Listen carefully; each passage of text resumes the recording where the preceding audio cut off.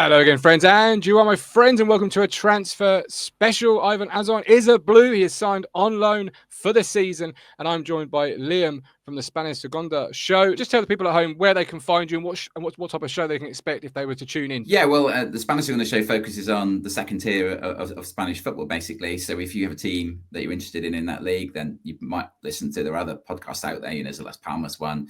There's also one dedicated to Cádiz and Malaga. But if you're looking for a more overall view of what goes on in that league, the same level as the Championship in the UK, then that's what we talk about. We promise to cover all 22 teams, and we do, not every week, but we spread the net widely. And yeah, that's our focus really, is concentrating on the whole league, basically. Excellent. Your Twitter is at Segunda Spanish, so go and check it out. But we are here to talk about Ivan Azon following his loan move. Don't forget, like and subscribe. And we are partnered with Match Bingo, Stowmarket Osteopaths. A bit more about them later on. But Liam, let's kick things off with what type of player can town fans expect to see in Azon? Well, it's an interesting one. I think that, as you can see, I'm also a Real Zaragoza fan, so I do have some skin in the game in terms of this one. I've seen a lot of Azon over the years because he started off, in the youth teams and made his way up. And I'd be interested to see what the idea is as to where he's going to play, because, yeah, he's a striker, of course. But for me, he's about 5'10". And I think one of the issues with him, perhaps in the earlier days of his Zaragoza career, was there was a lot resting on him and he was playing as a number 9. Now, for me, I think he's better off as I say, I don't know what formation that you play, but if you're looking at a 4-2-3-1 or a 4-3-3 or something like that, and for me, he's a left or a right, in the 3 just behind the striker. He can play centre forward, but I think he's probably better suited to that kind of role. He is quite quick, and yeah, I think I can see why you might want to play him as a number 9, but I don't think that's his best position. So what sort of strength? What are his strengths? What are his strengths? What are his weaknesses? Did you say he could play left or right? Not perhaps you would start him as a striker, but what's his strengths? I would say he's got very good movement. He's an intelligent footballer. I'm not stereotyping here in terms of Spanish players, but he's good technically. He's good on the ball, and he's pretty quick as well. And I think that's the kind of way that the town wants to play, as far as I know. It's about moving the ball quickly and lots of transitions and all that kind of thing. And I think that style of football suits him very well. I don't think he would be well suited to a situation where the ball was being hoofed long to him. Do you know what I mean? He's one of those that finds spaces and as I say, fits in well to a general scheme of things. But that's the idea: passing, attacking football. He works hard as well. He'll come back. He's not massively prolific in terms of his defensive ability, but he will certainly put in a shift if necessary in those wide positions.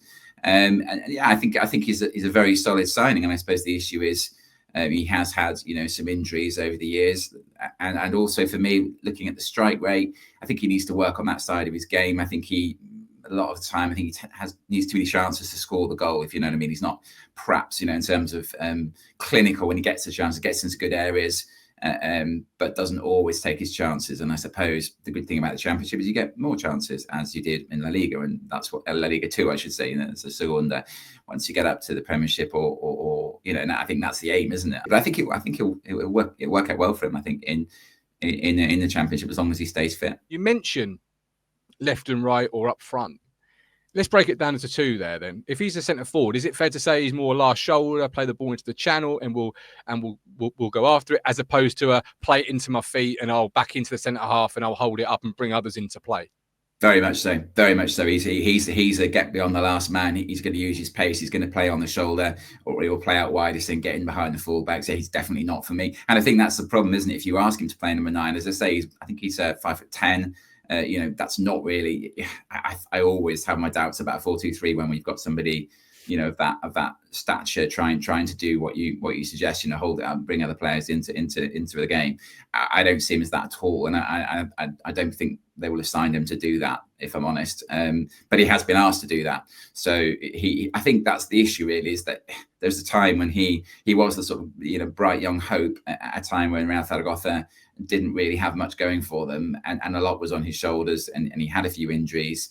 But then towards the end of his contract, he did start to really show what he could do, and he certainly bulked out. I would say he looked stronger than he was. He was quite lightweight when he first came into the team. He's only 22, let's not forget. So he has been playing the first team for 2 or 3 years now. And when he first came in, he was quite lightweight. I do think, and again, this isn't a generalisation, I do think he hits the ground a little bit too often. I think he likes to look for a free kick.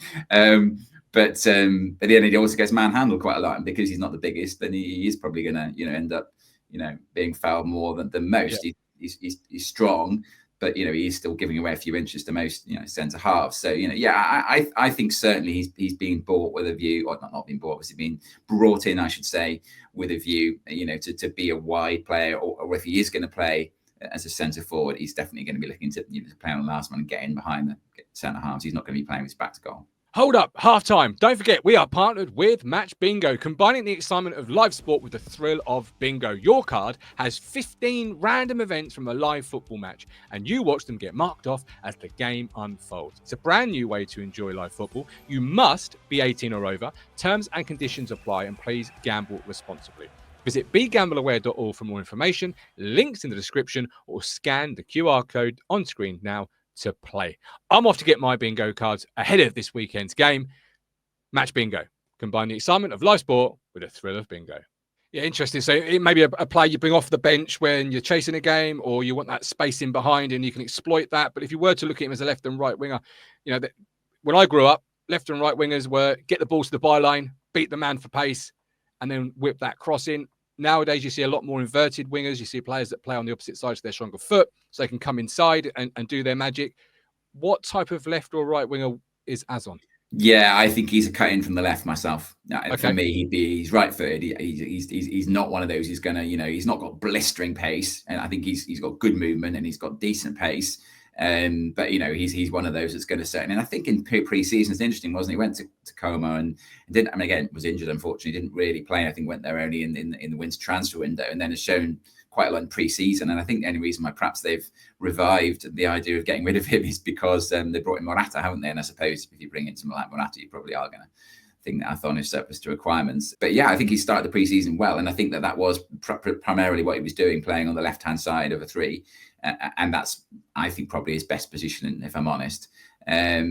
I think he could be a starter. I think he's good enough to start for the Championship side, and what more, because I don't see him as being the kind of player who's going to come on and deliver blistering pace and get to the byline. I think he needs, he needs that confidence in him as well. I think he needs, as with many young players, he's got a lot of promise, but I feel that sometimes his confidence, can be affected by that. And Real Zaragoza, historically, a very big club who are used to being in La Liga, and yet the last 10 years they've spent in Segunda, and therefore the expectation levels and the patience levels, are not what they should be, really. And it'd be interesting to see how that is, because how do Ipswich see themselves? Do they see themselves as a Premiership side that have got this pesky Championship to deal with now, or do they see themselves as a club that have been in the Premiership? But it's just about how the fans, treat him as a player, I think, and perhaps also the hierarchy as well. He's a player that can give you a lot, I think, but not if you expect it all to happen immediately. So he's a part of the puzzle, as opposed to being that main piece, perhaps, that you're plugging in and putting all your hopes on the shoulders of. Totally agree. That's how you need to view him. He could be a really valuable piece of the overall design, but I don't think he's going to come in and And I think if Town fans look at his record, you know what I mean? They're not going to be looking at somebody. He's got 27 goals, 150 games. They're not going to be looking at somebody, I hope, who's going to be the absolute difference maker on his own. And I think that was a problem, is that sometimes early on in his career, that was what was expected of him. He was the only real striker that Zaragoza had who ever looked like scoring, and probably, and he was strong squad, and he fits into part of that. He is, I think, could be a real asset, but just needs to be handled carefully. It's interesting that you mentioned his playing style and how he can fit a part of the puzzle, as opposed to be the one that sort of puts it on his shoulders, because he's joining a club with Tuba Akpom, who's got a load of goals in the Championship, George Hurst, who scored goals in the Championship, Connor Chaplin, Schmodix, who was a top goal scorer in the division only 2 seasons ago. So he's joining a club that's got plenty of options. So maybe that it's really going to be something that he can fit into and be a real key cog, but not the main cog. And is there anything else, as we sort of wrap up here, because you've given us some really expert analysis and insight into the player that I'll be honest, I didn't know much about, and this has been really helpful. Is there anything else that Town fans need to know about the player? I think it's interesting that he's chosen to come to Ipswich, to be honest, because there was a lot of talk about Getafe and Valencia, and there were, it would seem, options in Spain. I'm fairly sure that, especially on the basis of it being a loan. I'm sure that a number of Segunda clubs would have taken him as well. So he didn't have to come to Ipswich. I mean, I don't know what wages he's on. I don't know if that's half of the deal. If he's got a decent salary at Como, and maybe some of the Segunda clubs, at the same level as Ipswich in Spain, couldn't perhaps afford to pay what Como wanted in terms of wages. But I see that as quite a positive move. That really, on the whole, we don't see that many Spanish players coming to England and vice versa. We don't, not too many English players, necessarily pick to go and play in the second division in Spain, do they? But that might be partly financial. So I think that's, for me, something to think, well, why has he chosen this? He's chosen it because he obviously likes the project, and he thinks it's somewhere where he can do well. And I hope that in response to that people see that as a it's all about entitlement, isn't it? Do you know what I mean? You don't want fans to think, oh, he's really lucky to be coming to us, because actually also you're quite lucky to be having him. He's a young player with a real promise who could be a real star for you. So it's kind of one of those where you think, well, let's just temper expectations. Let's just make him welcome, not get on his back, the first time he gives the ball away. And I think, as I say, if you can do that, and as I say, that there has certainly been a part of his career where that's what he's had to live with. And Zaragoza have, to be perfectly honest, spoiled some other young players for the same reasons, because they've just been too impatient with them. There's a guy called Liso at Getafe at the moment, scored 3 goals in the first 2 games in La Liga, and booed last year at Real Zaragoza.